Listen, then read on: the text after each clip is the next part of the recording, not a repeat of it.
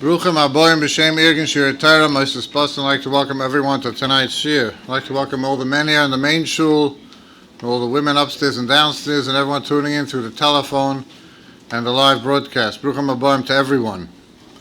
As you've heard before, Irgin Shir Torah relies on the support of the Tzibur sponsoring shiurim to help continue bringing these shiurim and Habatzas HaTorah to the community. Please call Irgin Shir Torah at 718-851-8651 or email tapecenter@yeshivanet.com. Have the great schus of Habatzas Torah the Rabbin by sponsoring a shir.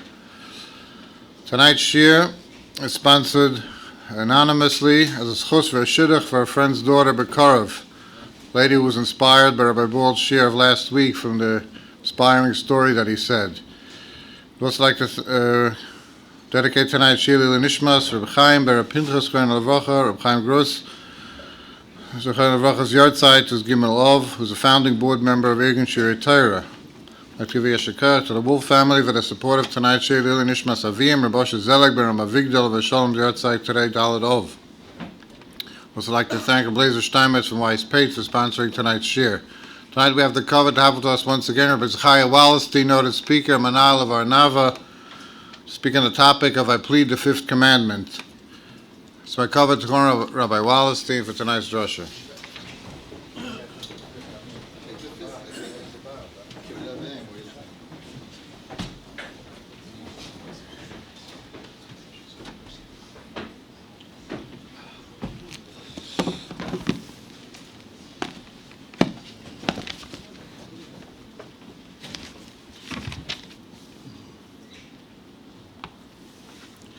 So tonight's subject, I'm sure you all figured out, the fifth.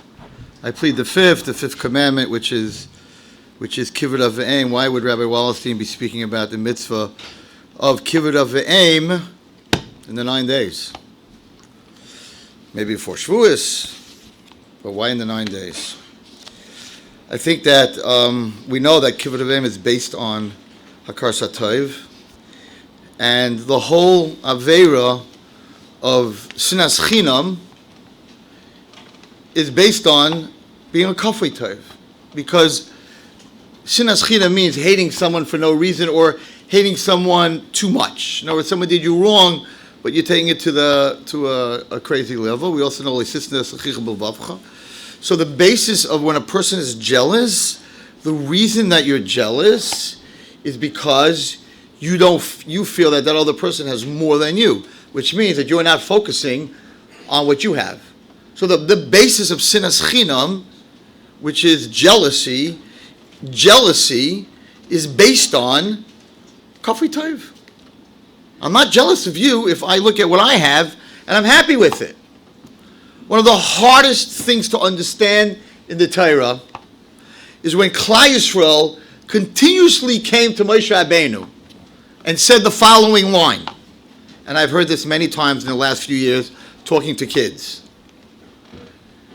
You took us out of Mitzrayim to die in the midbar of thirst? You took us out of Mitzrayim to die in the midbar? I think they said it either 5 or 7 times.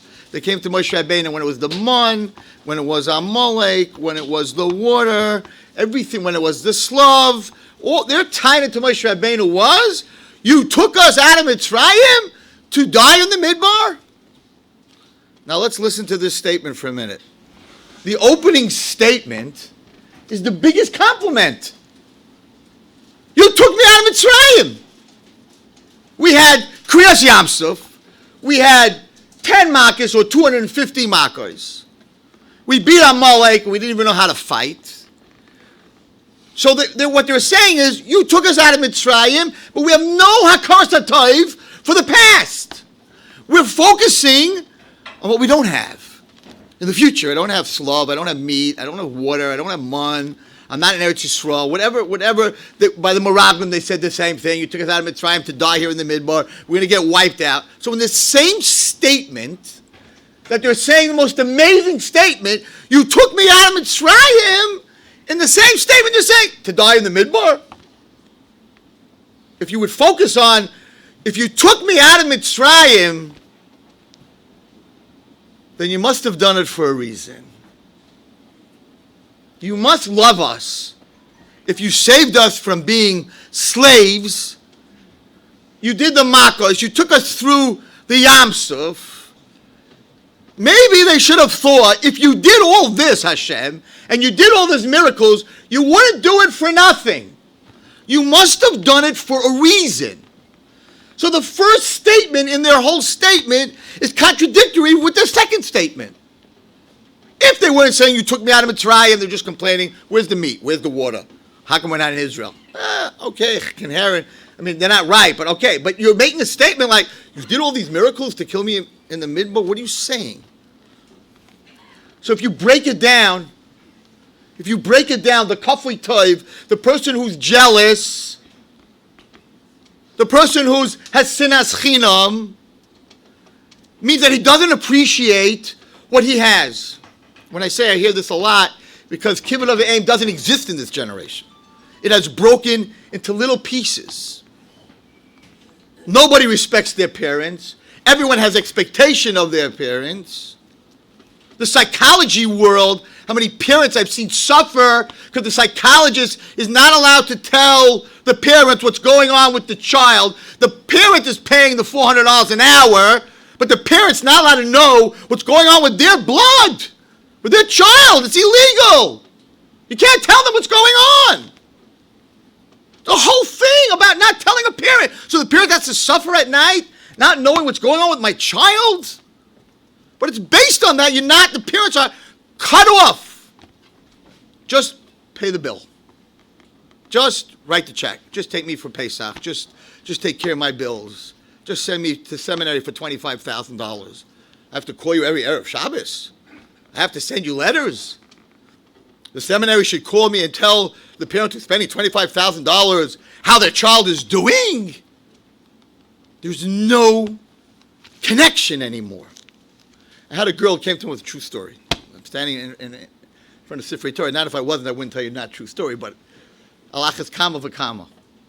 It says you're supposed to ask Mechila, by the way. I heard that you're supposed to ask Mechila when you turn your back. I'm a Kayan, so you're allowed to turn your back when you're duchen, but it's a ganze Maisa.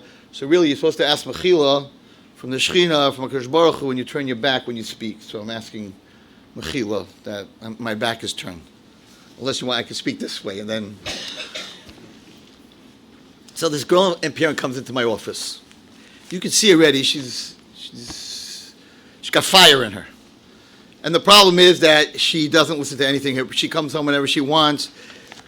If any child would understand, I'm not going to go as far in saying that we're suffering what we're suffering because of lack of kibbud of aim, but you can think about this for a moment. Because there's nothing that Hashem is more makbid, we're going to learn tonight. There's nothing in his 10 commandments that he's more makbid about than kibbud of aim. If you look, on the bottom of the first 5 is kibbud of aim. It doesn't belong here. It belongs ben al chavero in the other 5. It's the only one that's both.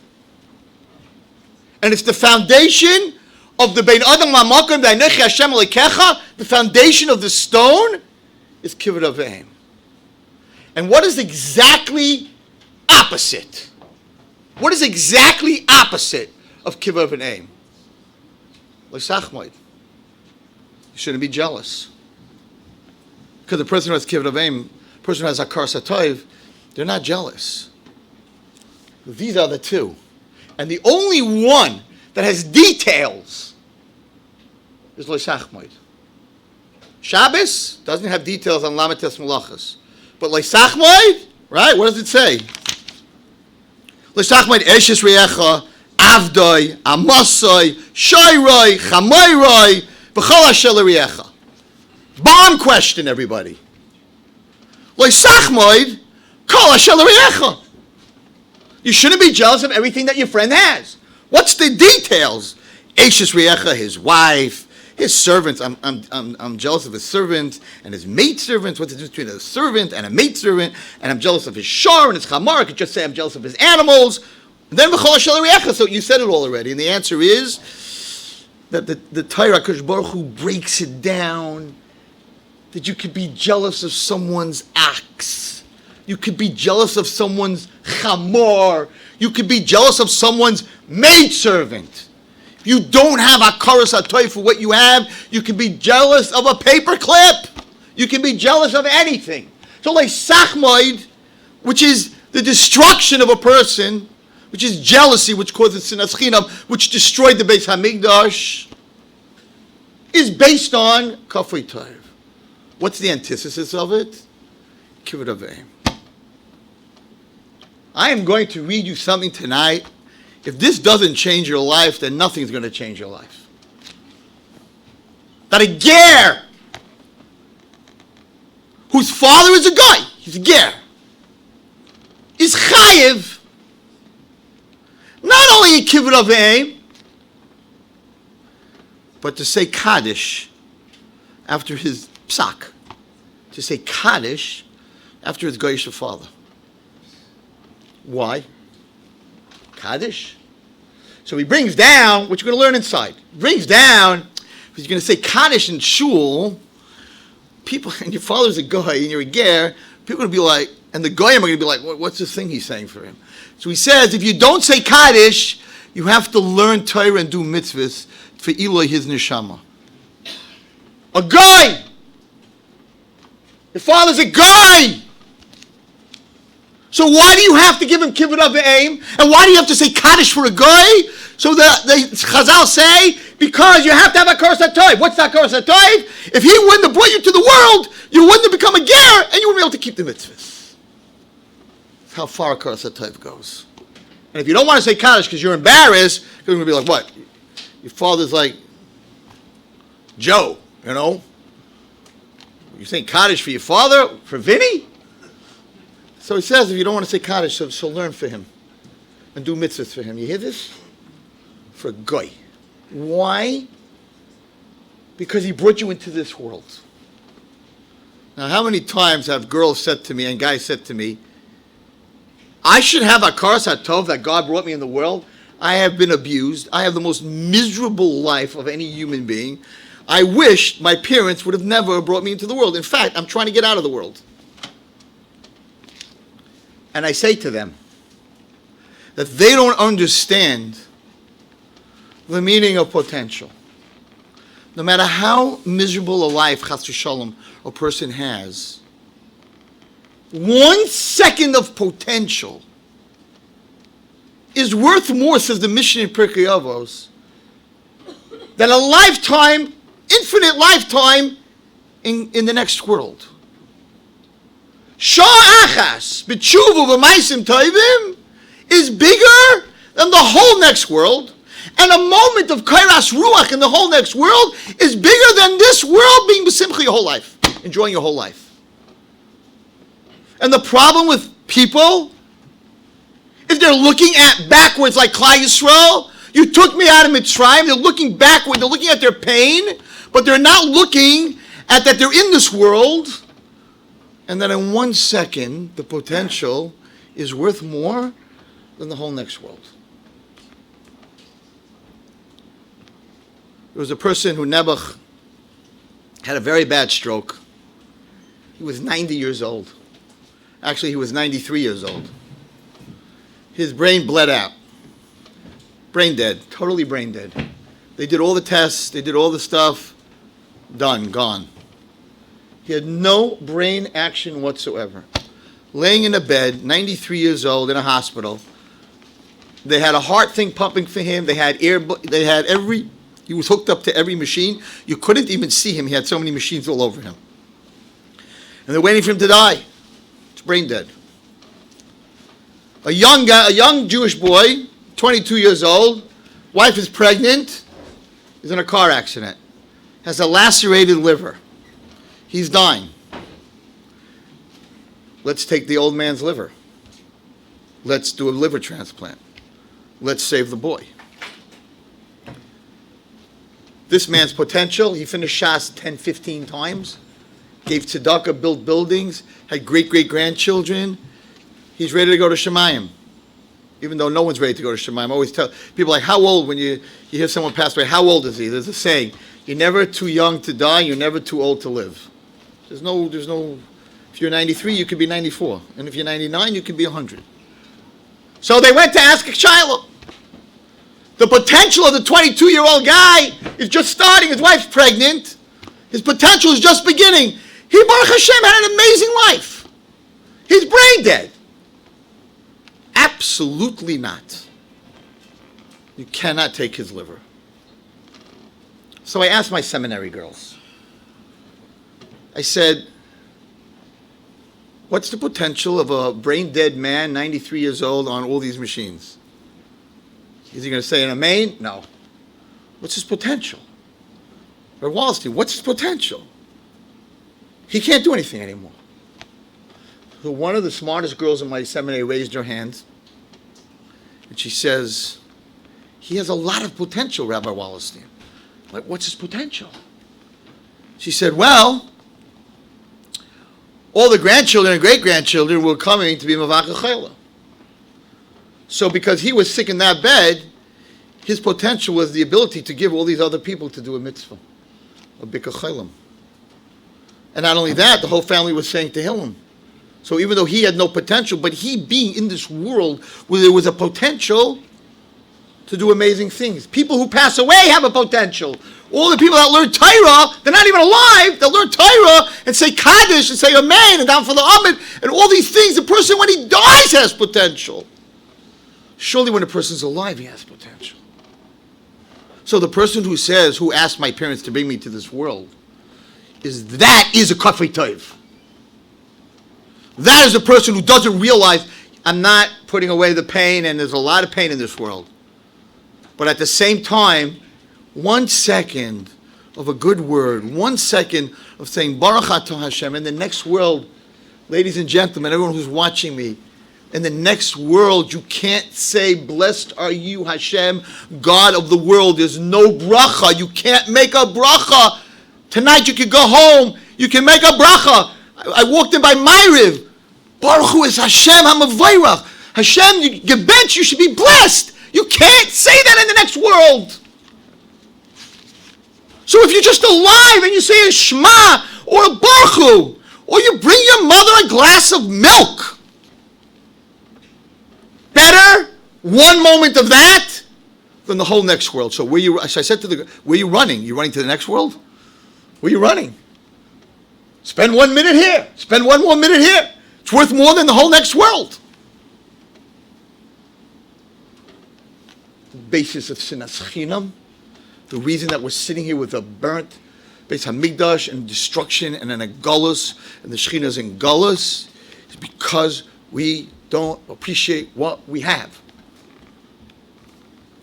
And that brings us to jealousy, which brings us to Sinas Chinam. It doesn't even make sense in the Aseret Hadibros that I am jealous of my friend's maid or his ox. And the Aseret Hadibros is telling us, yes, a person who doesn't appreciate things will be jealous of everything because he doesn't appreciate what he has. He appreciates what everyone else has.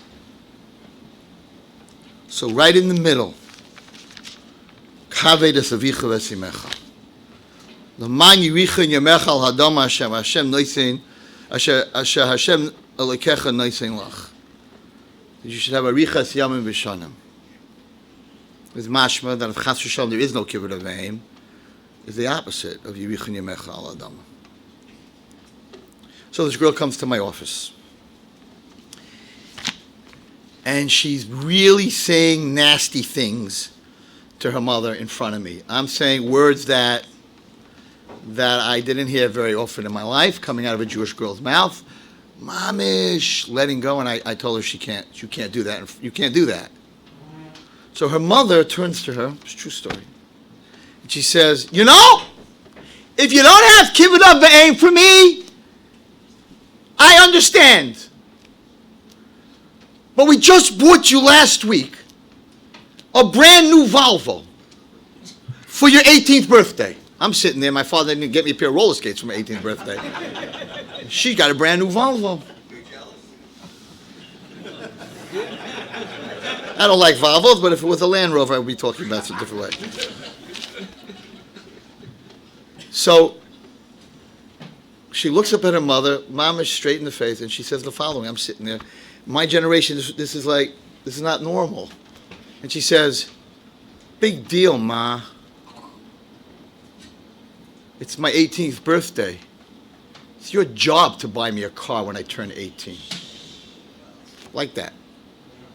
So I was sitting there and I'm like, oh, it's her job? She's working for you? But this kid really felt that I owe you a thank you? It's your job. How many of us in this room have heard that? You got to buy me a phone. You got to buy me this. I'm going to camp. You have to give me this. You have to do that. I have to go to seminary. What do you mean I can't go to seminary? Everyone's going to seminary. I have to do this. You have to do that. You have to do this. It's your job. All of a sudden, we're working for our kids. And grandparents are working for their grandkids. So it's one thing if you say, thank you so much, Ma. I love you so much. I appreciate it. I know you guys are working really hard. And I'm going to make this year so special. And you know what? Because you sent me, I'm picking on seminary, but it's not seminary. The boys are the same thing with yeshiva, whatever. The same deal. It's the same deal. It's also something I really shouldn't talk about. But I talk about things I shouldn't talk about. What's the deal with yeshivas pulling kids away from their parents? It's like very important that Rebbeim should have a what's it called? Have a relationship. But no, it's not more important than to pull a kid away from his parents. It never used to be like that. It never was like that. Why is it like that? Why are guys who are going to yeshiva, they don't talk to their parents? Because your parents not as frum as you? Because your parents doesn't know how to learn as much as you? You fool. Who sent you to yeshiva? Who's killing themselves to send you to yeshiva? So they don't know Shas, and you know Shas, you should be bowing down and kissing their feet. That they supported you to learn Shas. What's the separation in this generation? In the frum world, what's the separation? Why are we pulling the kids away from the parents? Are the parents so terrible? This wasn't like this in Europe. This was never like this. The psychology world pulls the kid away. The yeshivas, everyone's pulling the kids away. Are the parents so bad? You're taking their money? Are we all so bad? Well, my Rebbe said this, but I'm your parent. I'm not talking against halacha. Call me up 3 times a week from Eretz Yisrael. Tell me it's about Torah. I'm making an investment. What do you mean you don't call me for 4 weeks? Call your friends. Why did we become the bad ones? And this separation, we are paying a huge price. Why are kids off the derech? Why are we falling apart from because this is the 5th commandment. The man Yericha Yamecha Klal Yisrael. You want to have a long life, Klal Yisrael? Then you have to have kibbut of the aim. And these are not my words. Let's go all the way to the beginning. To where it all started. The Nachash. So, the Nachash Hayarum, interesting, very interesting. He was called Arum. Some very interesting pshatim on that, what it means. But there's a very interesting pshat because it says the Nachash was Mikol Chayis Asada, right? And he tried to get the woman to eat from the tree. Rashi says,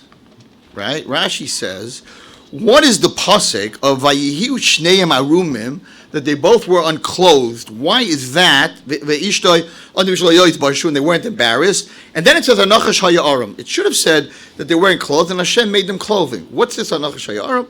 So Rashi says something, and I looked it up today, and there's other Mefarshim that say this, that what was he jealous of? What was the Nachash jealous of? That he saw Adam and Chava physically together.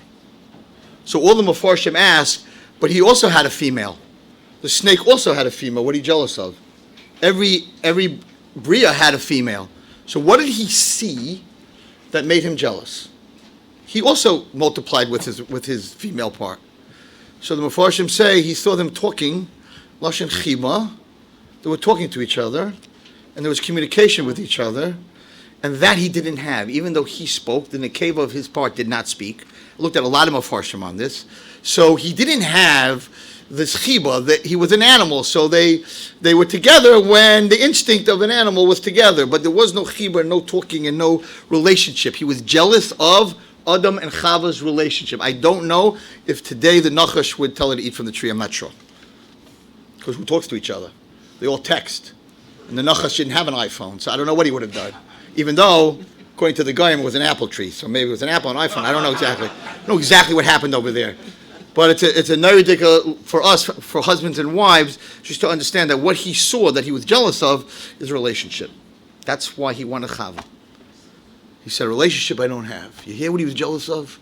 And this is where we're suffering with relationships. Everyone's so busy, so busy, so busy. He wouldn't have been jealous today with relationship. So anyway, what did he do? So she saw the tree. She never had a Yetzirah, so to say, to eat from the tree. So the shaila is, how did she eat from the tree if she didn't have a Yetzirah? Famous shaila. She didn't have a Yetzirah, how'd she do an Avera? So it says he had one way to get her to do an Avera, and that was through Kina. She would never eat from the tree unless he could make her a kafei toiv, and that would bring her to Kina. So listen to this. He's trying, it's not working. Ki yodei Elokim, ki b'yom achalcha mimenu. The day Hashem knows that you're going to eat it, v'nichu einechem, didn't get her yet, and your eyes will open up, okay, I don't need to eat from the tree, I don't need my eyes to open up. But then came the big words. V'yisem keloikim yodei toivara. And then you'll be like God. You see, Hashem has something you don't have. So instead of Chava saying, I have Adam, we have Gan Eden, right? We even had a servant, the snake was a servant, right? We have everything. We have everything. The whole world is ours. We live in the Gan of Eden. What did she say? Hashem has something we don't have. I don't have a Hakaras HaTorah for what I have. I'm focusing on what I don't have. Listen to this pasuk.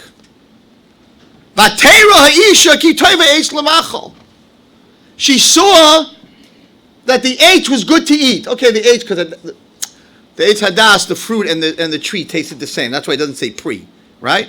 So he says she saw that the Eitz was good to eat from. 1 second. Does a person see that something's good to eat? A person tastes that something good to eat. Maybe the thing growing on the tree tasted like the worst sour lemon you ever ate. How did she see that the tree was good to eat? And the teretz is that when you're jealous, when you don't have Hakaras HaTorah, when you want something that someone else has, you don't even have to taste it. You don't even have to taste it. Oh my gosh, they have that? I want it. Maybe it's not good for you. Maybe that's not what, you don't even know how to drive. Why would you want a car, right? I don't know. Just leave it parked in my driveway. He can't have it. Why should he have it? So all of a sudden the Torah tells us, what a flip. Ki taiva eitz l'machol. It's good to eat. Wait. Then what happens? V'chi taivahu le'inayim. It became a taiva to her eye. She still didn't eat it. She didn't even taste it. What's going on over here? Toiv, taiva. You didn't even taste the fruit yet. You're freaking out. You're going crazy. You gotta have it. You don't even know what it tastes like. The nechmad ha'etz lahaskil. And it's nechmad. Then vatikach piriyai vatoichel. First it was good. It's a taiva. It's nechmad. Okay, I gotta have it. Where did it come from? It came from one statement. Hashem has something you don't have. Don't focus on what you do have. You have everything. She said to him, like Klal Yisrael said about Mitzrayim, she said to him, you can eat from all the other trees in the garden. She said it out of her own mouth. I have every tree but this. Haman min HaTorah. Haman had everyone bow down to him except for one. Right? Haman min HaTorah, Haman Eitz. Same story. He wasn't focusing. He was the richest guy, the most kids. He was the next king after Achashverosh. He had the whole thing. He had everything. He focused on Mordechai. He didn't have. Haman Eitz. We're always focusing on what we don't have. You took us out of Mitzrayim. Who cares? You took us to die in the Midbar. You bought me a car. Big deal. It's your job. Okay. Listen, everybody, to Rashi. I'm apologizing to all the ladies watching This is not a very favorable ladies' Rashi, but it's a very important Rashi because she ate from the tree. So she says in the pasuk that the Titen Gam Liisha Ima V'Yochal, she gave to Adam to eat from it, and he ate from it. Why'd she do that? When she ate from the tree, she was like Hashem. She knew Bein Tov L'Ra. She's way above him. He's a nobody. She burns the food. He doesn't know Bein Tov L'Ra. Delicious. Whatever she does wrong, fantastic. Everything was good by him. She was now way above him. Why would she give him to eat from the tree? Zok Rashi. Vav. Vatitein Gam Liisha. Why did she give him to eat? Zok Rashi, Shalai Thomas he v'yichyahu. That she knew that she ate from the tree, she's going to die. She didn't want that she's going to die, and he's going to live. What do you care if he lives? What do you care if he lives? But her Aveira was based in jealousy. So even though she did the Aveira and she's going to die, there's no way I'm going to die and you're going to live. Why, says Rashi, this is totally out of hand. Why, says Rashi, did she not want to die if he's going to live? Zok Rashi, sorry ladies, V'yisacheres.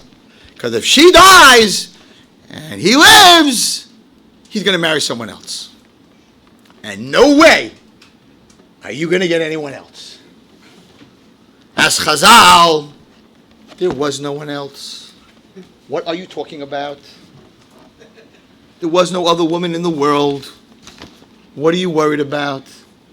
And the answer is that when you're jealous, when you stop to focus on what you have and you focus on what you don't have, you lose your logical brain. It doesn't work anymore.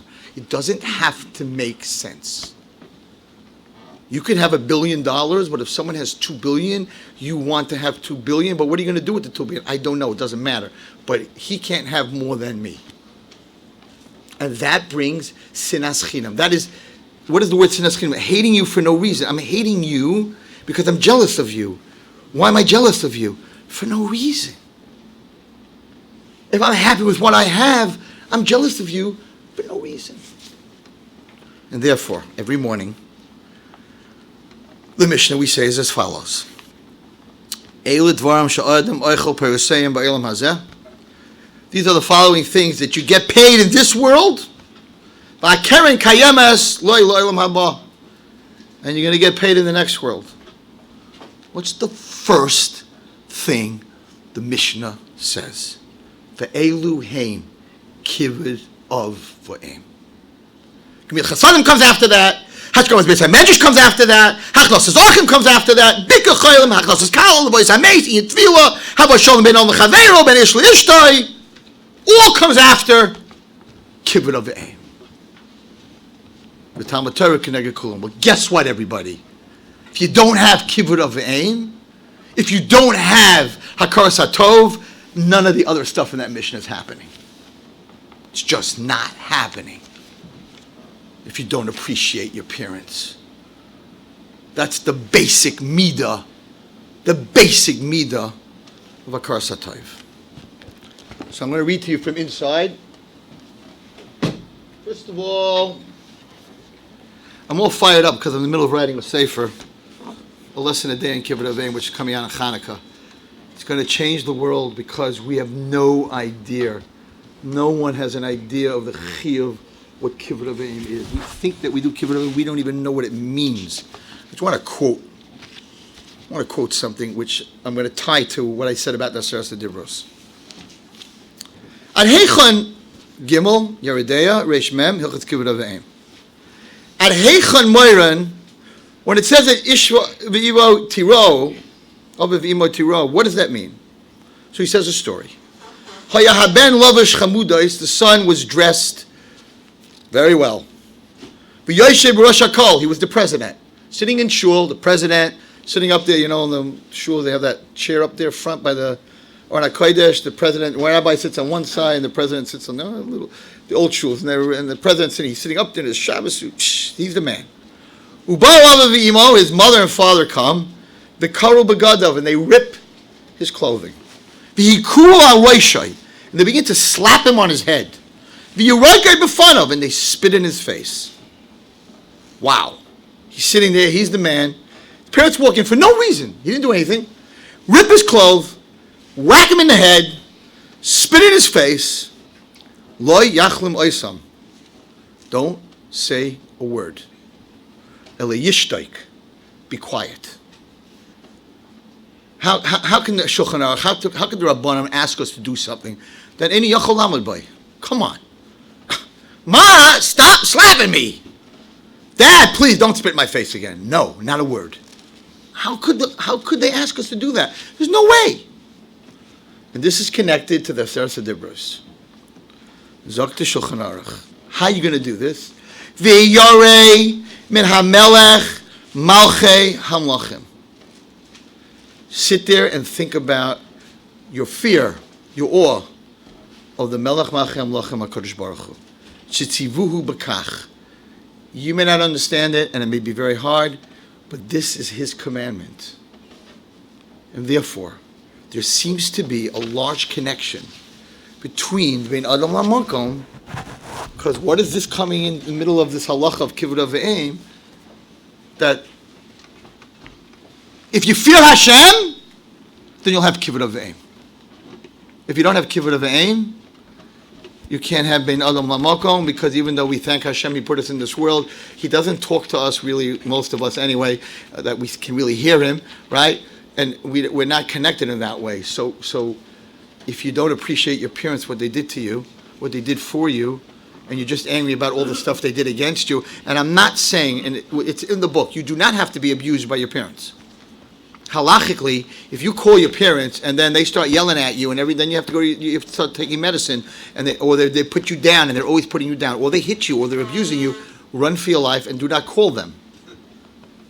It doesn't say in the Shulchan Aruch that you can't get up and walk out of the room. It says you cannot answer them back. So no one will tell you that parents that are abusive and dysfunctional, that you need to sit there and get abused. Chas v'shalom, there's no Rav that will tell you that in the world. But you can't answer them back. And you can't curse them, and you can't yell at them, and you can't make fun of them, and you can't talk bad about them. Just get out of there. You can move. It doesn't say anywhere so far that we've found that you can't move. And there are poskim, that paskin, that sometimes that their parents are so abusive to the kid mentally, don't call. Don't call. But don't call and answer them back. Don't call. So I want to talk to you about a couple of things in Hilchos Kivud Aveim. We have 20 minutes. Kosev Rashi, b'Masechtas Avodah Zarah, Daf Yud Zayin. The derech b'nei Adam, it's the way of people, that when they leave shul, the Sfardim do this much more than we do, and I don't know why we don't. Miyadhu noishik la'aviv v'l'imo, immediately they kiss their mother and father. U'legadol mimenu, biyadav mishum kavod. And if there's a gadol or a tzaddik there, you kiss his hands because of his kavod. Uva Magen Avram. My Rebbe showed me this Magen Avram. Hevi b'shem sefer hakavanos. It's brought down. Shetoiv l'nashach yedei imay b'leil Shabbos. Everyone should cut. This is Shulchan Aruch. Okay, that you should kiss your mother's hand every Friday night. I saw a reason. I think the Magen Avram brings the reason because the father benches the children, and the mother worked a whole week for these kids, and then he gets to bench the children, and she sits there and she feels very bad, so you're supposed to go to your mother and kiss her hand to make her feel better. It's Shulchan Aruch, it's not me. Okay? When she's benching him, I guess she's just giving him a bracha. The site of Inyan by Rizal, there's a site to this. That a person should teach his child when he's young, that he should kiss the hand of his father, his mother, and his Rebbe.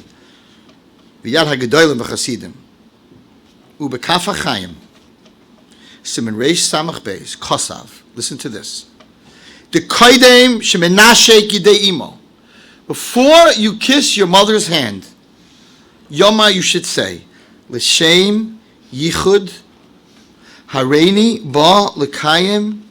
I'm here to be Makayim mitzvahs kivud aveim v'nashek yidei imi. I'm here hinei muchen umzumen to do the mitzvah of kivud aveim by kissing my mother's hand. Ulisakein as shayrish ha-mitzvah b'makam elyon, and to be misakein this mitzvah in Shemayim v'hinayam.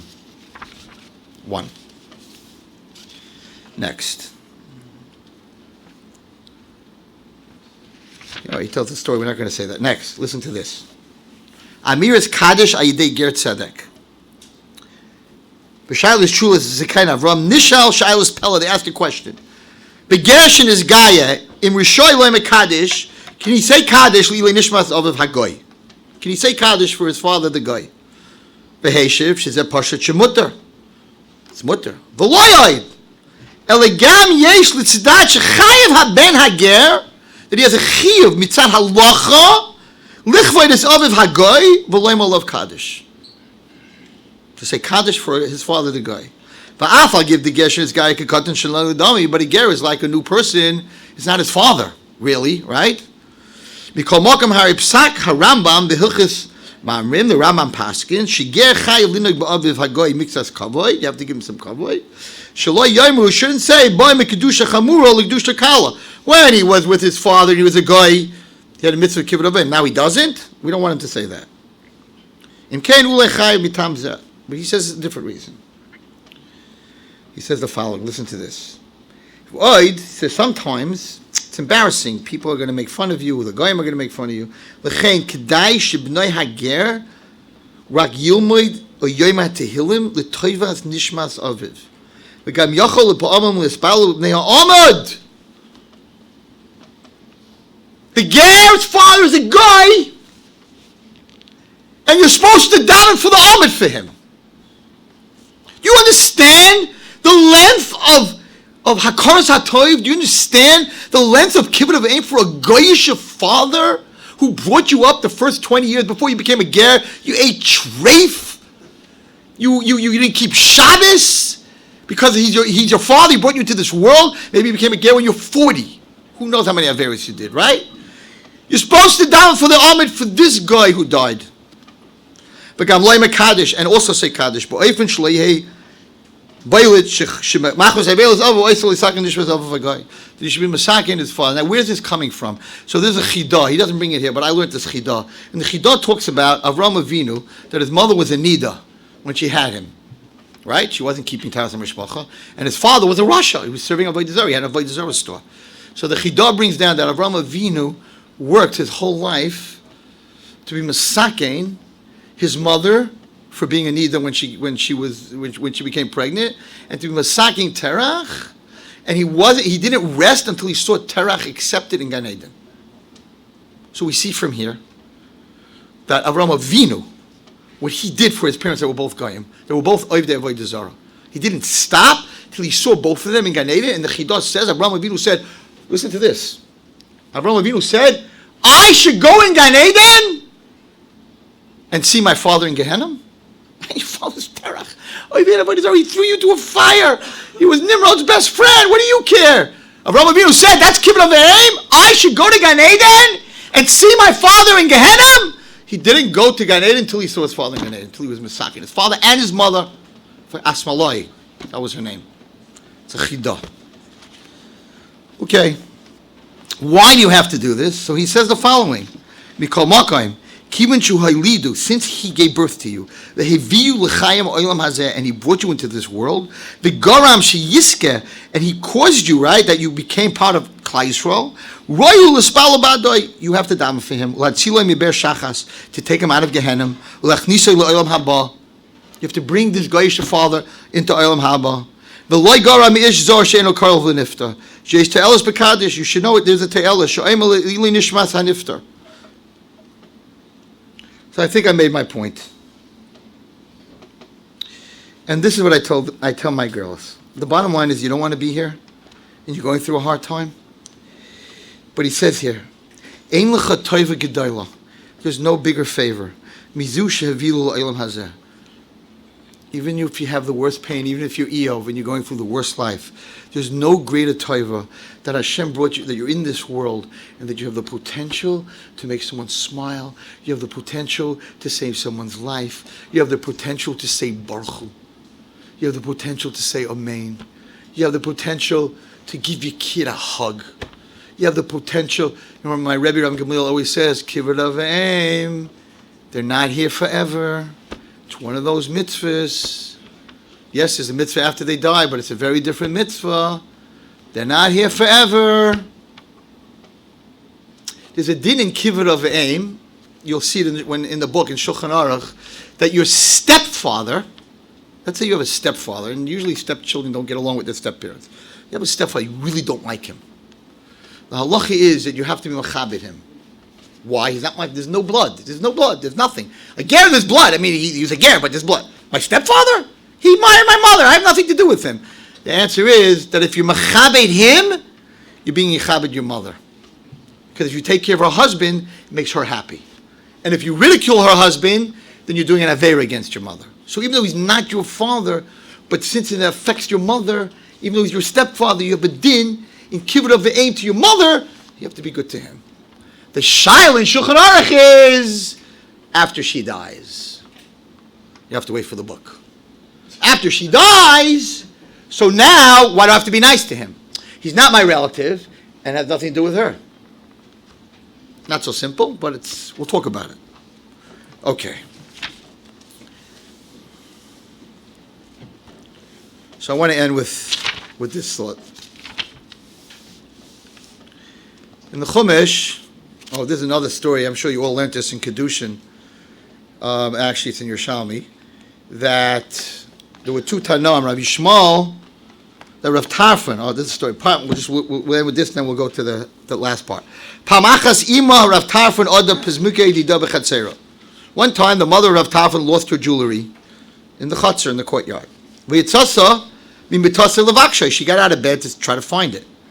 V'sam Rabbi Tarfon yodai tachas ragleha. And Rav Tarfon put his hands under her feet, ala kaka, on the ground. Shlei titnaf ragleha, that her feet shouldn't get dirty. V'haisedorsas al yadav. He walked, and she walked on his hands. Rav Tarfon. Is that how we treat our parents? Rav Tarfon, walk on my hands. I don't want you to touch the ground. One story. Next story. The Ima de Rabbi Yishmael, the mother of Yishmael. You understand who these parents were. Rabbi Yishmael would go, he'd give a shir, and he'd come back from the base of Medrash. Rachetza says Raglov, but it's a shoyses hamayim. She would wash his feet, and she would then drink the water from his feet, from his dirty feet that she washed, because she wanted to drink from his feet that came from the base of Medrash. I understand this. He said, He found out about it. She's drinking the water. He said, absolutely not. So she took him to the Chachamim. And she said, my son is not keeping Kibbud of Aim. You hear this? He's not keeping Kibbud of Aim, Rabbi Shmuel. Rabbi Shmuel said, what? What do you mean I'm not keeping Kibbud of Aim? She says, he's not letting me drink the water. So the Chachamim said, V'tzavayloi, shinchena lasets v'tzayna. That if she wants to drink the water from your feet, you have to let her. I mean, who cover it? Whatever your parent wants, it doesn't make any sense. If that's what they want, unless it's going to hurt them, chas v'shalom, if that's what they want, that's what you have to do. We have no hasaga. We have no hasaga. And it's such a lost art. And not just in kids. In the whole generation. Just go to any store. Look how people treat their kids. There are some people that treat their parents unbelievable. The reason I came to talk about this is that I had a father, the Neshama Shen of Aliyah. His kibbud of aim was not normal. My grandmother, Al Shalom, would go to Eretz Yisrael. My father would always send her first class. Didn't matter, he had money, didn't have money. My grandmother had to go first class. There was nothing to talk about. Everyone knew that. Mrs. Wallerstein goes first class. But he never let her leave New York without him taking to the airport, without him getting benched. He always got benched. So in Florida, he was in Florida in the middle of the winter. My grandmother was going to Eretz Yisrael. He got on a plane. He flew to Kennedy Airport. I was there. He met her in the first class lounge. He sat with her. He walked into the plane. He got benched. She got on the plane, took off. He got on the plane, went back to Florida. There was no such thing. Never, and you can ask my brother and my sister, you can ask my wife, Did my parents come from Eretz Yisrael or Florida, land in the airport, and me and my brother and sister were not there? Do you understand that? It was never a time that they walked out of that hall where everyone's waiting, and his 3 kids were not standing there waiting. 5 o'clock in the morning, 6 o'clock, and even if I brought his card that he's going to Muncie, he wasn't coming to my house, wasn't coming to Brooklyn. There was no such thing in our family as my parents getting off a plane and there's no one there to meet them. It didn't exist. I didn't know any different. Who goes to pick up their parents? Call Uber. When you get off the plane, Dad, call Uber. Goya, Chaya picks him up, whatever. I don't want to say. Parent comes off a plane, you shouldn't be there. You shouldn't give him a hug and a kiss. How do you know that night they'll still be in the world to give him a hug and a kiss? Everyone thinks that your parents are going to live forever. Your parents and your Rebbe, they're going to live forever. No one lives forever, so everyone's busy screaming at that box at the funeral. Oh, then everyone's screaming at the box when maybe they could hear you, maybe they can't, but you definitely can't hug them and kiss them.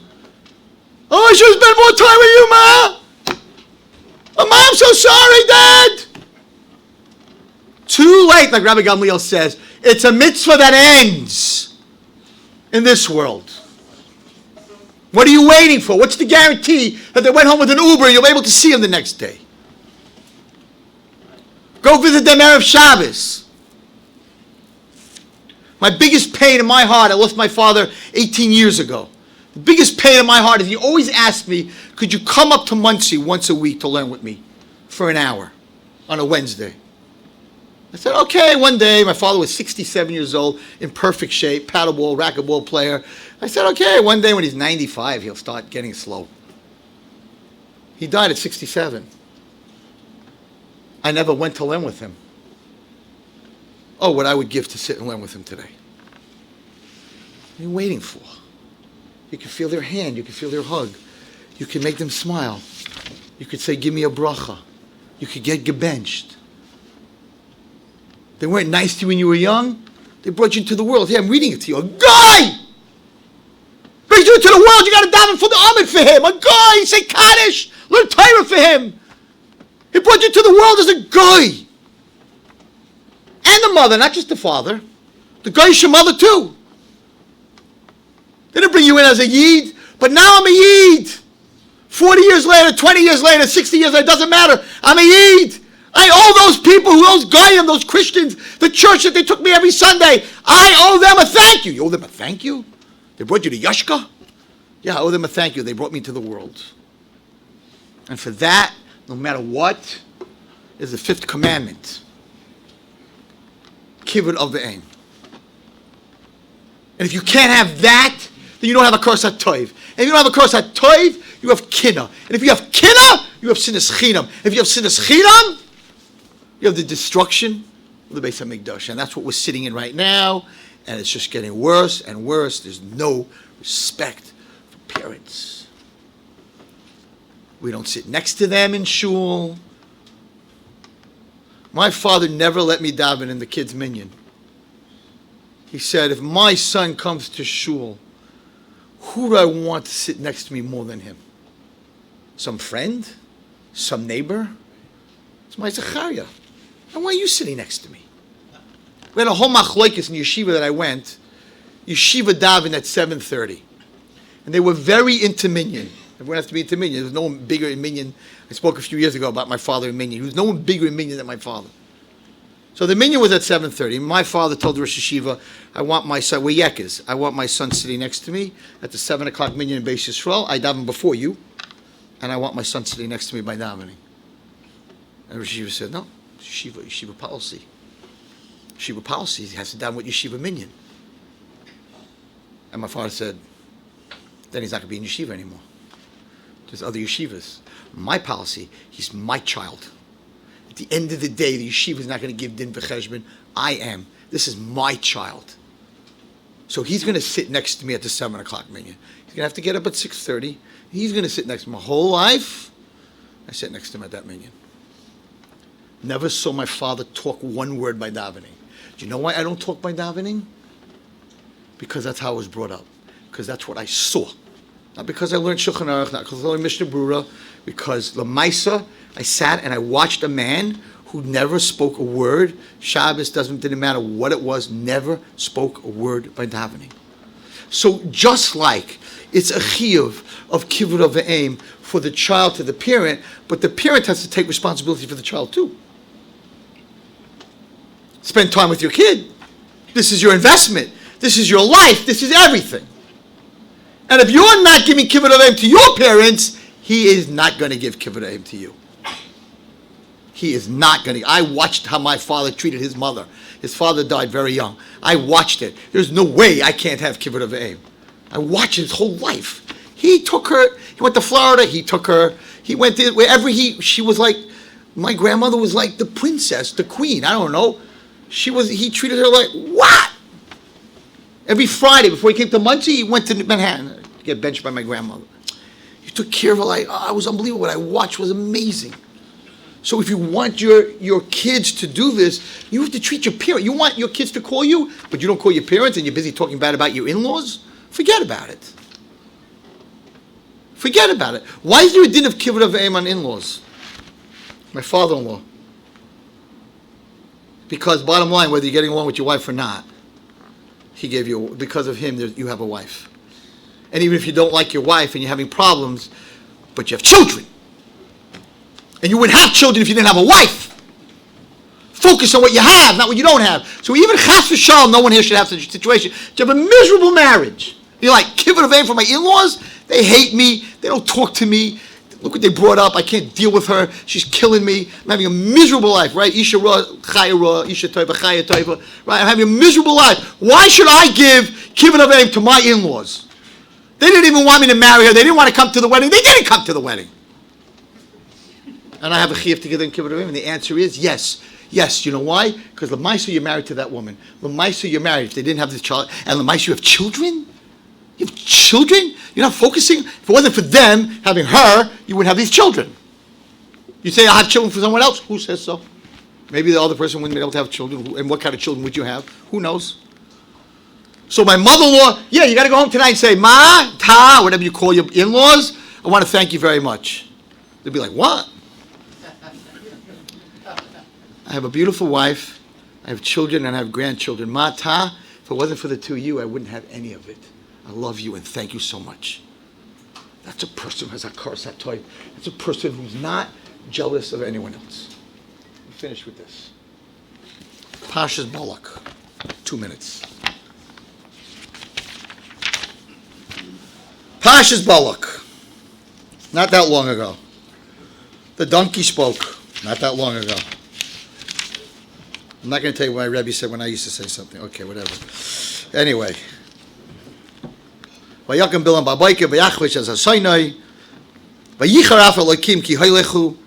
became very angry that he went. Doesn't make sense. The pasuk before said, Hashem said, go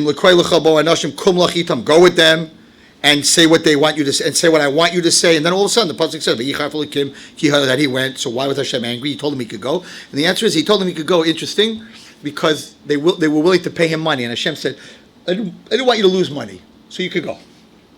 But he didn't go because of the money. He went, he saddled his donkey early, which meant he went because he hated the Jews. Hashem said, I let you go because of money. You're getting up early in the morning like Avraham Avinu got up because you hate the Jews. Vayicharaf Hashem. Okay. So we all know the story. Malach, one time, second time, third time.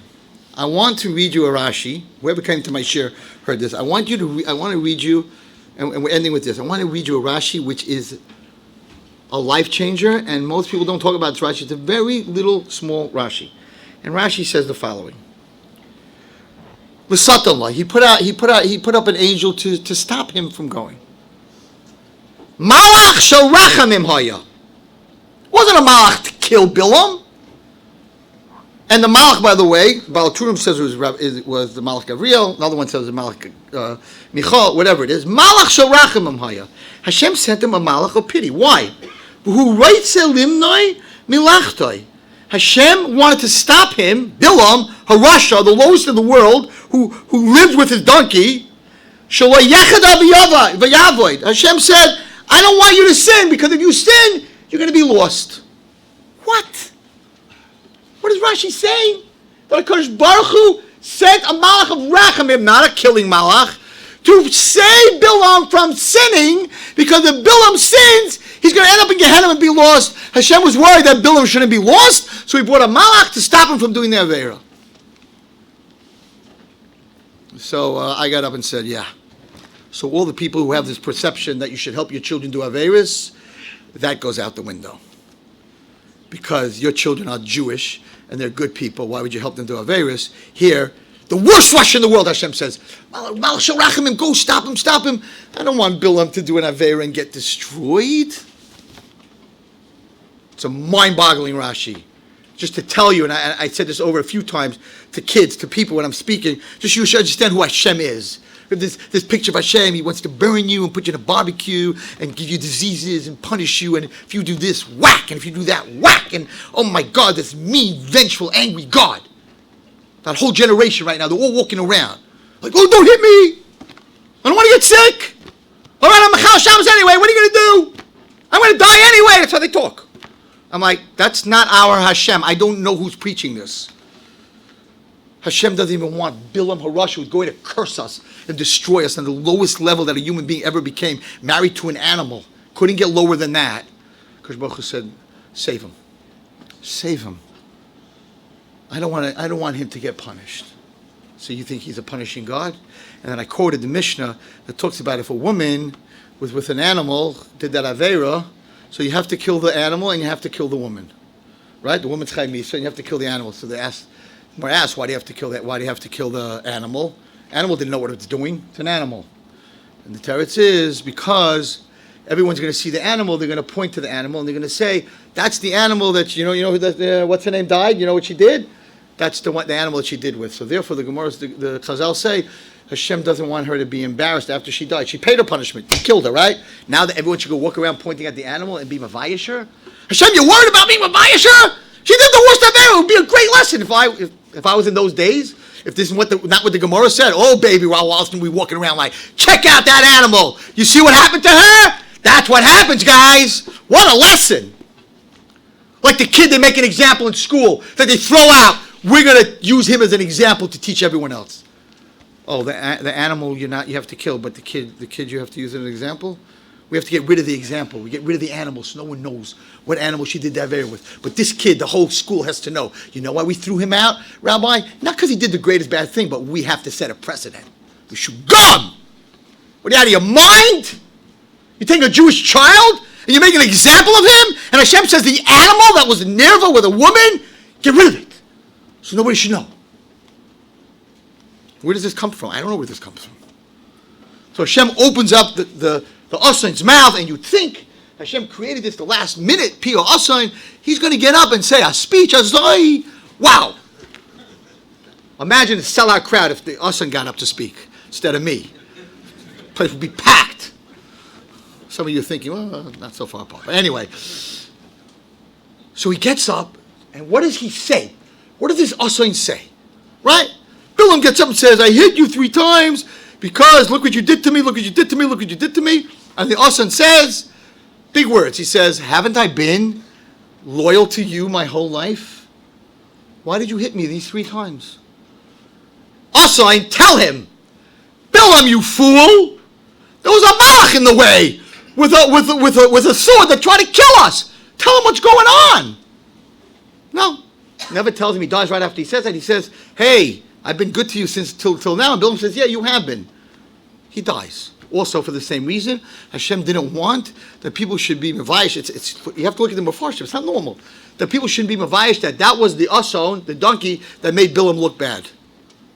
Bilam deserved to look bad because when he said to the donkey, if I had a sword in my hand, I would kill you. So the donkey said to him, you fool, you're going to curse and kill a whole nation with your mouth, and you need a sword to kill me? Why don't you just curse me? So in front of the Mijanim that were there, he looked really bad. So Hashem said, you got to get rid of this donkey because everyone's going to point out, that's the donkey that beat Bilam in an argument. So they had to kill the donkey. That was one of the Mefarshim saying, not the Rabbi Zecharya, you have to kill the donkey. Get rid of the evidence. Hashem doesn't want anyone to be embarrassed. So what's going on over here? You created a mouth of a donkey to say, I've been a good wife for you till now? And the teretz is that after Hashem created his world, he looked at his whole world, and there were 10 things. We could go through them all. We don't have time now. There were 10 things that he needed to do at the last minute. And Hashem realized that if the world doesn't have Hakaras HaTov, the whole creation is worthless. So the words that came out of the donkey's mouth were not, there was a malach in front of me, because we see Hashem revealed the malach. The words were, if I've always been there for you, focus on where I've been for you. Not that I scratched your foot 3 times. That's what came out of the donkey's mouth. Have I always been there? Did I take you out of Mitzrayim? What are you complaining about where we're going? Have I always been there for you? So I broke you. If I pushed your foot 3 times, you must try to figure out that there's something wrong. And when he admits his chait, he still does not, because he was the biggest kafri toiv. So the malach says, I would have killed you if it wasn't for your donkey. I would have killed you instead of your donkey. He says, chatasi. And we're waiting for the chatasi. I didn't have a hakaras hatov. He says, no, chatasi, what was my sin? That I didn't see you. That was your sin? That was your sin? If you didn't see the malach, then there's no sin. If you saw the malach and you tried anyway, there's a sin. But if you didn't see the malach, what's the sin?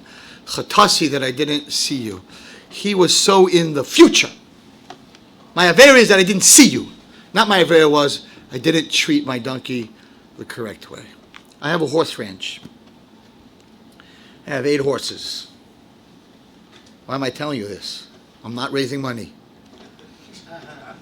To understand who our God is and who Hashem is. Says the Chidah. Why did the Malach say to Bilam, why did you hit your animal 3 times? It seems to be that was the wrong thing to do. He yelled at him, I would have killed you. What's wrong with hitting your animal? It's a donkey. You ever go to Israel? They hit him. So the Malachs seem to have been very upset. Why did you hit your donkey 3 times? Says the Chidah. Look inside the Chidah on that pasuk. The Chidah says that anyone who rides a horse, I wish I would have read it to you inside, that anybody who rides a horse and hits it will give din for that in Shemayim. It's Chidah. Because Baruch Hu is sensitive. Don't hit your horse. And therefore the Malach said, how dare you hit this animal? Can't cause pain to a horse. Can we cause pain to another human being? Kina and sinas chinam is causing pain to another human being.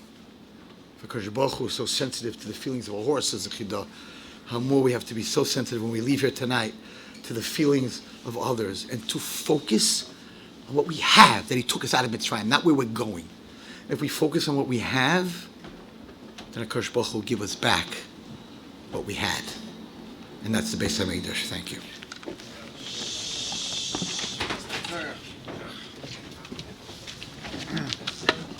Shem Irgen Shir Torah, Moses Boston. I'd like to give a big Zecharya to Rabbi Wallerstein for the inspiring shir. Rabbi Zecharya Wallerstein to Irgen Shir Torah for bringing these inspiring drushes to the community by sponsoring a shir and having a cheling and abatzas Torah of Irgen Shir Torah worldwide. Call Irgen Shir Torah at 718-851-8651 or email tapecenter@yeshivanet.com and have this great schus. We'd like to give a big Yashikayach to Anonymous for sponsoring tonight's shares of schus for a shidduch for a friend's daughter Bekarov.